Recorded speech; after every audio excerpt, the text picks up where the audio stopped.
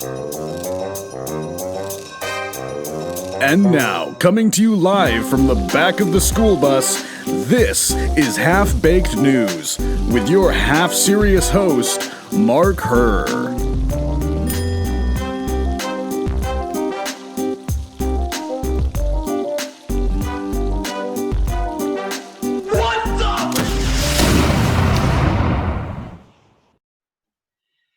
Welcome to Half-Baked News on behalf of Center for Self-Governance. This is Mark Herr. I'm here today with a great friend and someone who has jumped into the CSG training program with hands, feet, and everything. Her husband, Dana, is so gracious and has had to put up with all of the things that Viki Purdy has been doing now for the last 4 or 5 years with for politics. So Viki, welcome to our podcast. Thank you.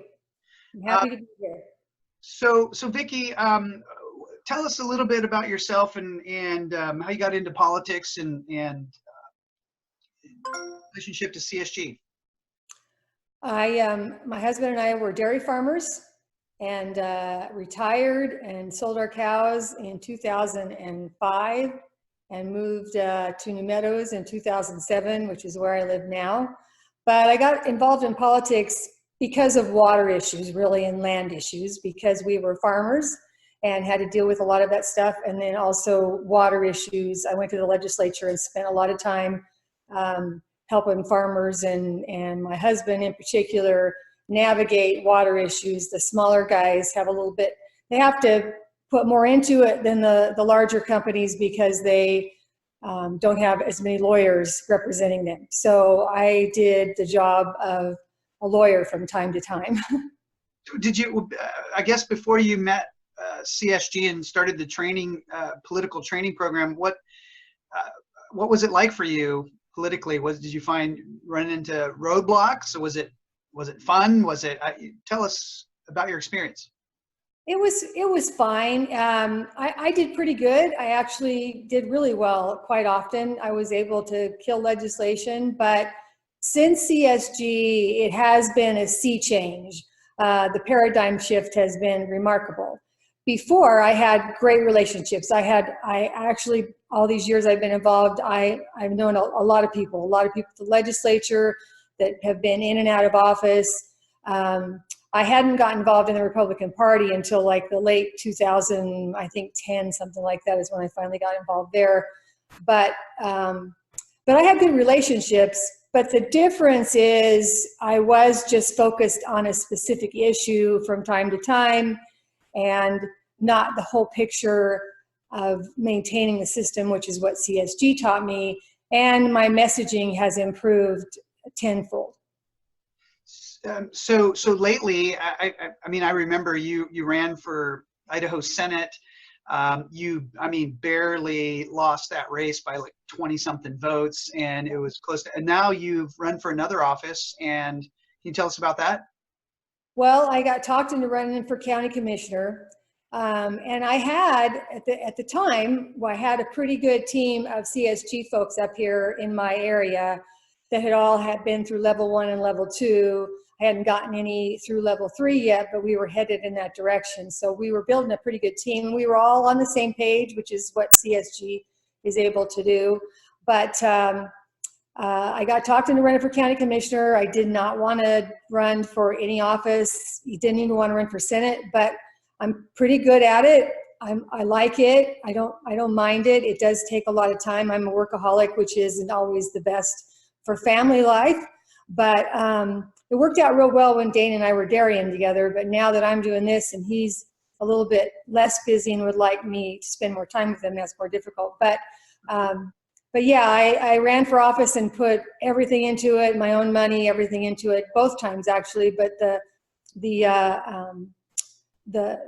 Adams County race for commissioner, I had most of my team had literally moved away right after the primary. So I won the primary, and then I had an independent candidate who is a hometown boy here run against me as an independent candidate. He couldn't win as a Democrat, and he couldn't beat me as a Republican. So he ran against me as an independent, and he actually did pretty well. I beat him I got twice as many votes as he did, but he did pretty well. But I really credit my win to my door-to-door campaign, which I did almost on my own. And then messaging, I sent a letter out. I had a friend of mine that has also had some CSG training, do the media and stuff for me. And I came home every night after talking to people. And I really tried to talk to people and listen to people. I learned so much history about this county from so many people that have lived here their whole entire lives, that I'd come home and I'd call Maureen and I'd say, look, they used to have a hospital here. They used to have a theater. This place was booming. It was amazing. They had, the bars were full every Saturday night, and they had bands playing. And it was amazing. The difference between the 1970s and 80s versus now, where our county hasn't grown at all. In fact, we've lost people, and we're struggling, very much so struggling. Businesses are going away. And so she put together this letter that said, remember when, and it was phenomenal. So from my messaging back to her, she's amazing at that stuff. And she put together a letter, and that letter we used as a chase piece. I should have used it as a piece for everything. I should have published it in the paper, everything. But in addition to that, we really focused on what we thought was the most important, not what was politically correct, because she put together an ad for me that had a real logger, an old-time logger with a beard and everything. It was really, how do I want to say, stereotyped. But it was perfect, and everybody loved it. And I'm thinking, oh man, I don't know. But we put it in the paper, and it was a huge success. So basically what we did was real. Everything was real. We didn't consider what was politically correct at all. We just did what we thought was right. And as I'm working as a county commissioner, every decision I make, I do not base it on ever getting reelected again. I base it on what I think is the right thing to do. Getting reelected is as far from the front of my mind as you can possibly imagine. So, because I'm not going to be effective for everybody and make the changes that I want to make in this county if I'm worried about that. And that, I think, is a huge problem in politics. Yeah. So you said a few things that are striking. One is, as a county commissioner, you're now having to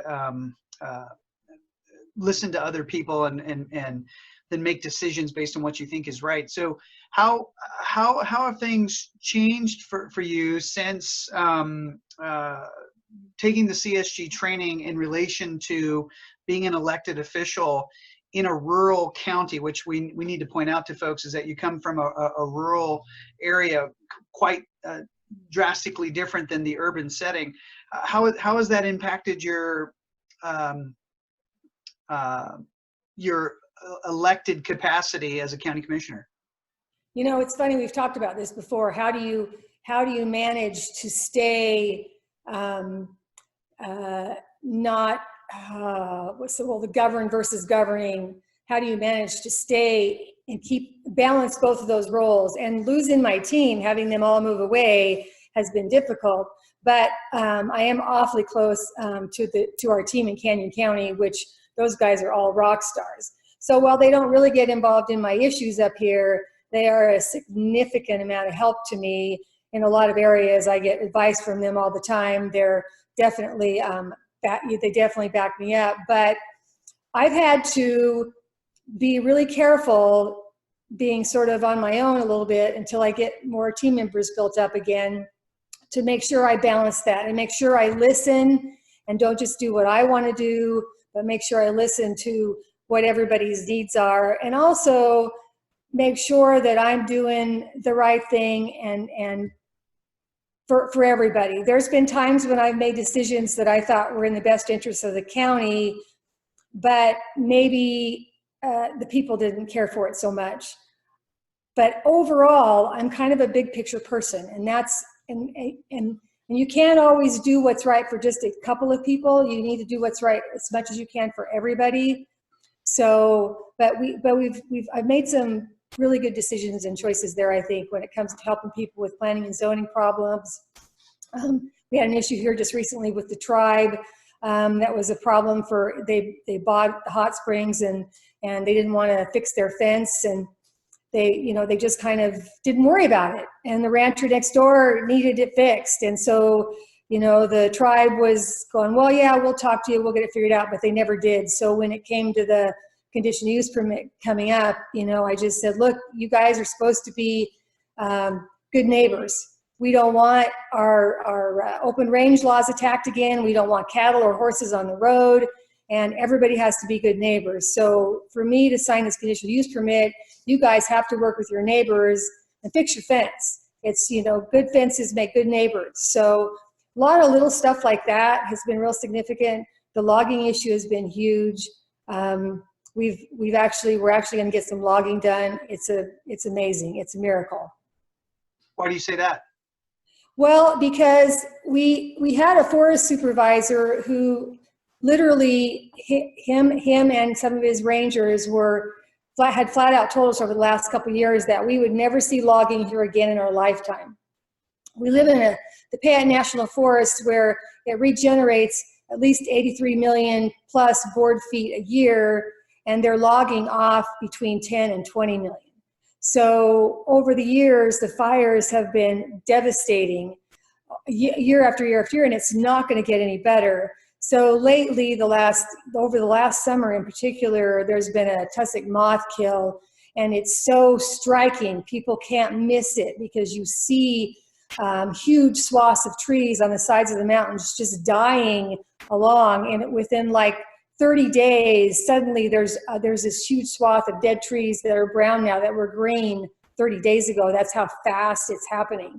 And so messaging is everything, and turning that message around against people that don't want to manage our forests and prefer for everything to be natural has been huge. And getting our forest supervisor moved to another area, and I personally think he should have been fired for not doing his job, but they moved him out because that's what they do with federal employees. But because of that, we have a ranger here in our area who sees and cares about our area and the damage that's happening. And so she has gone to bat, and she's working her tail off to get the work done with all the tools that the law gives her that they haven't been using, to get studies done on areas that are in dire need of logging. So either we get the logs out or it's going to burn. And when it burns, in this particular case, the fire would go straight towards McCall. So, I mean, it might come towards the New Meadows too. It will definitely do a tremendous amount of damage everywhere. But McCall it's trees all the way from where those trees are to McCall. So anyhow, we've been pushing so hard to get logging done. We had a meeting on Friday. And so after we left that meeting, another commissioner told me, he said, okay, now you guys need to start working on the next ranger district because they're not going to do any logging. There's just a mindset that they don't want to do any logging and that it's best to be natural for the environment. But it's not natural. It's not natural to let something die. It's not natural to just let people die when we can treat them, when we can manage their illness, when we can manage the illness of the forest.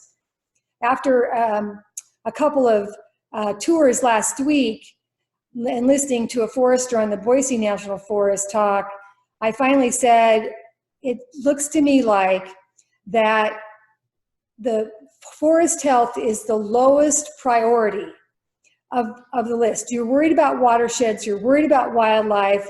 I'm worried about air pollution that is affecting and making the folks sick. And the forest is the mother of all of that. And if the forest isn't in good health, how do you expect the watersheds to be in good health? How do you expect the wildlife to survive? How do you expect any of that good stuff to happen? And then it all burns the wildlife burns with it. It suffocates and dies actually, and then burns. But anyway, and he kind of, took offense to that, and I immediately stepped in and said, no, I'm not attacking you. I'm just observing from an outside point of view, from an agriculture point of view, which is what I come from, and seeing the management. I could never manage my property or my farm the way you're managing our forest. I would never do that. It's not only not productive, it's deadly, it's dangerous for the forest, it's dangerous for the resources. And so, he kind of took, he appreciated that. And so anyway, I made a friend that day, of somebody that thought I was attacking him, but I really wasn't. And I made a friend that day. So, and that was an important friend to make. And that's probably the one thing that CSG has done more than anything, has helped me to make friends with people and get my point across without attacking them. So, what I'm hearing you say there is related to building the relation versus confronting them and trying to pressure them into your way of thinking. Can you expound a little bit? Yes, absolutely. Well, messaging is everything, and I learned to be incredibly unselfish. And this job makes you, if you want to do this job right, you really have to be unselfish. So even in meetings, when I have a conflict with another commissioner, most of the time, if I see I'm not getting my point across, I just step back and say, okay, we'll do it your way. And most of the time, it seems to always work out because I've done enough groundwork to keep government as small as possible that it usually works out. But yes, attacking people usually doesn't work. You can push your point quite often, and I have definitely done that. And I probably have done some attacking of the Forest Service policy. And I've probably attacked the former forest supervisor as well. But I try not to take on those kind of politics unless it's just an absolute last resort, because it doesn't work. So the difference, and so I'm trying to hear from what you're saying as an elected official, is that the policy you can debate and disagree and go after that, but in terms of the person, the people involved, the approach you're taking is toward the policy itself rather than the people themselves who are implementing it.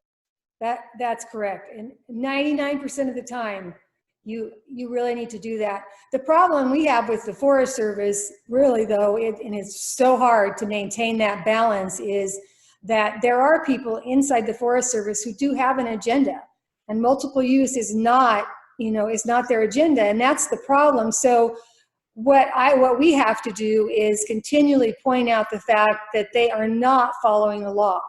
They are not. You have to, so in other words, again, you get the policy and the people implementing it or affected by it. The attacking the people doesn't have the same kind of a fruit as going after the policies, but you may have people who are implementing it who have their agendas. And so how are you competing with that? What's your competitive approach to dealing with that? Well, you just have to read the law and keep pointing out the law and that they're not following the law. They've got all kinds of administrative procedures and policies that are far outside the law. So they're in those positions, and they can, and so they just tell everybody what it is and how it is, and everybody just believes them. So rather than believe them, I've gone to the law and read the laws that they are supposed to be following. And I did have a situation in a meeting with the forest supervisor before he moved away, and he accused me of attacking him, and I absolutely did not. Fortunately, it was recorded. But I said, so then what we're understanding here from what you're planning on doing is you are not following the law. And he said, well, I absolutely am. The Organic Act is over 100 years old. And I said, it may be over 100 years old, but it's been reinforced by the United States Supreme Court in 1978. And I said, so because of that, that's not an old Supreme Court decision. that do you follow the Organic Act or don't you? Because that's what you said you followed in order to govern and manage the forest. And they said, well, we absolutely do. Well, then their administrative procedures and policies do not reflect the Organic Act. And that's the problem. And I don't know how else to change what they're doing and try to get them to adhere to law, except for to just keep pointing that out and then messaging what they're doing. So I'm coming away with three things from our conversation today. One is the messaging matters, the relationships you build and how you approach the disagreements and moving forward. And then third, what I'm hearing is not that very well talked about or thought about as I travel the country is learning the system.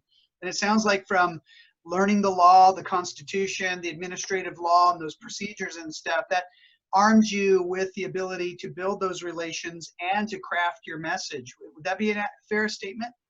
It would be, and county commissioners can have so much more control and authority than they use. For years and years, I think they've just been beat down and they just listen to all the federal agencies. Well, I can tell you, I found out that the folks in Washington, D.C., they listen to us. And if we stand up and say what the problems are in our county that have been created by the federal bureaucracy, they are listening. I had a problem here about 3 weeks ago. I got a call from a logger. He asked for my help. I made phone calls to the regional office in Ogden. Nobody answered, so I got left messages and I made phone calls to Washington, D.C., and I was listened to. They got on it ASAP and they fixed the problem. It was amazing. And the loggers were happy, and I said, well, I told you guys I was going to step in. I was going to help you out and protect your property rights and your interests in these jobs, and I plan on doing just that. And it was really it's a fantastic story. So it seems like from your learning in CSG, the learning about the system, learning to build relations across many boundaries. It sounds like you have relationships in DC, and is it just elected officials in DC, or do you have relationships with unelected officials in DC? That's a great question. I actually, in this case, called my congressman's office, and the way they wanted me to do it was to file a claim. I said, I don't have time to file a claim. I've got loggers that have been shut down, and this is for not a good reason. They need to be logging yesterday. So rather than bother going through any of my elected officials, I called the folks directly at the Forest Service. I called folks that work with the Undersecretary of Agriculture. I didn't have to go that far. I got the problem laid out, and then I got a call back from the regional supervisor in Ogden. And I asked him, so I told him what was going on, and I said, and he thanked me for calling because he wasn't aware of what had happened, and they were going to have a conference call about it that afternoon. And so I asked him, I said, okay, I said, so I've already called Washington, D.C. and my friends there, and I said, would you like me to keep making phone calls so that we can get this problem fixed and to help you, fix this problem? And he said, no, he goes, I think I can handle it. I think I can take it from there. So I mean, that was kind of an innocent but great move on my part to say, I want to help you get this problem fixed because it has to be fixed. This is not what we need in our national forests. And this is not what our people need in our county. This is not what President Trump meant when he said, manage our forests. But he's doing his job, and he didn't want any, I don't think he needed any more push from above. I think he figured it out pretty fast. But it was my phone calls that really said we're not gonna do this anymore. It has to change. That I think made the difference. So it sounds like that as you've progressed in your political journey in Idaho, and now as a county commissioner in Adams County, that you've been empowered to improve your messaging and networking skills. You boosted your civic knowledge regarding the system, and you're advancing your political influence by being able to cross jurisdictional boundaries of the county all the way to the federal level and have impact on the people that you're representing in your county. Would you attribute that some indirect way or to the training with Center for Self-Governance? I attribute it all to the training. I mean, there's definitely some of my personality involved in there. I know you said when I made that trip to Washington, D.C., to try to be somewhat of a victim. And so that's not possible for me to play that victim part. But when I got to the end of what I was saying to those folks about all the things that were happening from the federal policy and how badly it was affecting us, I did come across and say, okay, how can I help you help us fix this problem? What can I do to help you? Because I know that you don't want things to be happening this way, that you want productive, healthy forests. I know that that's what you guys want. That's what you're saying. So how can I help with that? And because of that, I developed an amazing relationship with those guys. They want counties to do G&A projects. What's G&A? I'm sorry, what? What's the G&A? They want counties. Undersecretary Hubbard has been working on getting counties and state to do good neighbor authority projects through logging for 17 years. And I asked him how long he'd been working on that in that meeting, and he said 17 years. And I said, 17 years is long enough. Let's get this done. And I think that my tenacity towards we can do this, I'm not a logger, but I'm learning fast. And it's essential that I do learn fast. It is also essential that you use all the people around you that want to help you. It's also essential that you be a team player. Viki, so were you successful at implementing the Good Neighbor Authority in coordination with Secretary Hubbard? We are actually. A lot of things have changed in the past few months because the law did not give funding to the counties. But in the past few weeks, I've developed relationships with the state Idaho Department of Lands, their state bureau chief. I'm going to work with those guys now. We had our meetings with the New Meadows Forest Service last week, and these are all Good Neighbor Authority projects that they're implementing right now to take out this tussock moth, the damage in those trees. The trees are healthy. The loggers want them. They want them at the mills, but there's a short time frame to get them out of the forest when they're dying and dead. So when we had our meetings last week, I said, okay, this is a Good Neighbor Authority project. It looks like the state is actually going to be the project leader on this once the federal government gets all their studies done. So if the county's not going to do the project as a Good Neighbor Authority project, because of this law, how do we as a county step in and help? And so the first thing we're doing is PR and public relations. They're worried about public relations. And so I'm all over that. And I'm right in there. I've been making phone calls all weekend to people that can help us with that will help us work with that, because they're going to do winter logging, which will affect the snowmobilers and roads and those sorts of things. So we're working really hard to step in and help with that. We may be able to help with other areas when they start doing the logging. Our road and bridge folks may be able to help with that. So it will be a real joint effort. That's pretty amazing. So it sounds like you've just accomplished a ton and are doing great things. And this balance between the governing and DC and the state and there in your community, and then all of the constituents you represent and the loggers, they seem to be pretty happy. It sounds like it. I got a text message from one the other day, and and he thanked me. He said, you're making a difference, and that is huge. I've only been in office since January, so to hear that from a logger when I was running for office, and people said, stop talking to us about logging. Logging is never going to happen ever again. And I said, that cannot be the scenario. If it is, we will all be gone, because we've got trees all around us. You cannot have a forest without logging and managing. And now it's happening, and you're making a difference. You're like a modern day Mrs. Elizabeth Powell, except you're elected now. She couldn't get elected in the 18th century, and now here you are elected. I know, it's a miracle. What would you say, Viki, to other folks out there?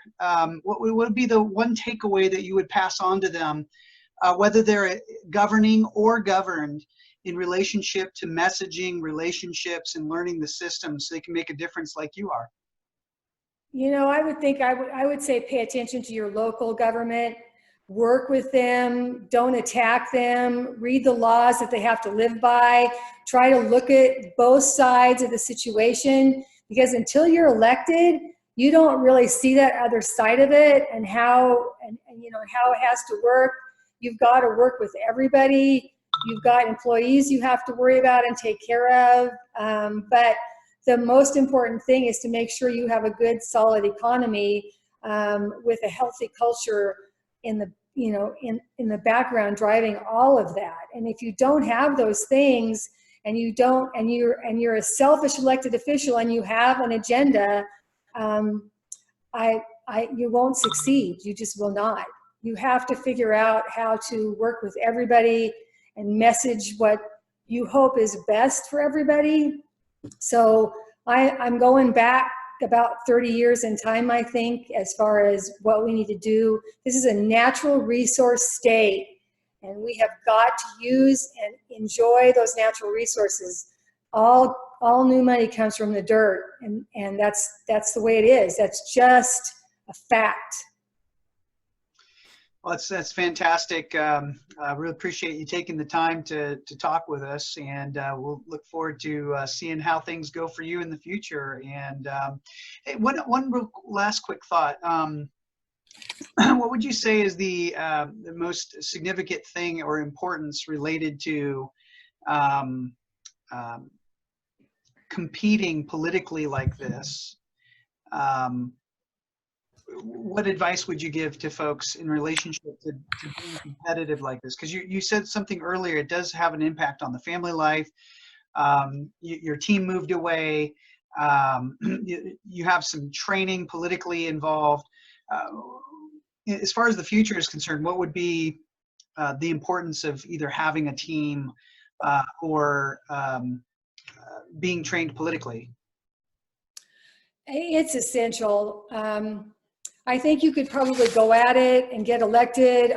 I'm not sure I would advise it, but it is really hard because it takes so much time away from your family. It really does. And if you really want to do a good job, it takes a lot of time. And I'm maybe not the best time manager, so I really am a workaholic. And so when I get involved in a situation, you have to be balanced. I mean, of all the things, of all the words that we use the most in CSG, it's balanced. And that's just really hard to do. You got to make sure that your spouse is on board. And even if they're on board like mine was, he still would like me back once in a while. So I don't know how to answer that. It's really difficult, but I would definitely say try to spend some time learning the system every single day, reading things, great things like, that hopefully are coming up, like the Language of Liberty. That's helped me a lot. You really have to be unselfish. I've always felt like that if you are unselfish and have God in your life and just try to, to let him take the lead, because I'm not a planner. I never have been, but I do always look at the big picture in making my decisions. And I just think you have to be completely unselfish. And the more unselfish you are, the more wonderful things seem to come your way. The more information seems to flow your way. The more relationships come your way. I've made friends with people that I was sure would never like me, ever. And it's worked out. They've actually been a lot of help to me. So I don't know. What was your secret? Being unselfish and giving them, it's easier for me to give other people the credit for things than it is for me to take it, because it seems to work out, how shall I say, much more fruitful in the end for everybody. Viki, it sounds to me like the gold thread through all of this messaging, relationships, learning the system. What I'm hearing you say is with unselfishness is you have to see the other person for who they are and how they're a part of the equation rather than a chess piece that you're moving around. Would that be fair? Yeah, that'd be fair. That'd be extreme. That'd be very accurate. Well, awesome. Well, on behalf of CSG, I wish you the best, and I'm really excited to watch how things work out for you guys there in Adams County and Idaho and across your whole state, and maybe other county commissioners in other counties around the western states will take interest in what you and your fellow constituents are accomplishing in your county. Yeah, I hope so. And I've already had some folks calling me and asking me if I would connect up with other county commissioners. I got one more question for you.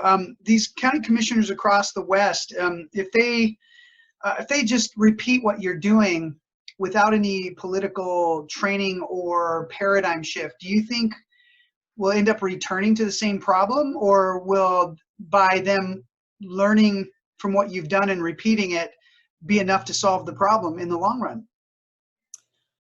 Oh, I don't know. I think we have huge obstacles out there. We have let the environmental movement destroy our forests, and this has been going on for 30 or 40 years. And they are using tactics that we are not prepared to fight back on. So we have to. I think it's essential that we continue to work hard and develop CSG training. This is the secret sauce. This has been the best thing that I ever did. And I've been involved in politics and I've had plenty of successes, but this has given me peace of mind to know that I can keep pushing forward. I may not win every single day, but the harder I work and the more I keep going, and the more patience I have, and continue to use the training that I have with CSG and continue to try to build on that, the more success we'll have. And I really do believe that we can turn this around. But I do think that paradigm shift is paramount. So I keep working on building a team, and we have to keep pushing your program because it's excellent. All right. Well, that was, I promise, that's my last question, Viki. Appreciate you taking the time out of your day. I know you're busy and have a lot more work to do. And thanks to Dana for letting you have some time off of your week off here with us. So appreciate it. Yep, you're welcome. Thank you. All right, everybody. That concludes this podcast with Viki Purdy out of Adams County, County Commissioner, a CSG student extraordinaire. On behalf of Half Baked News, this was Center for Self-Governance. We'll see you next time.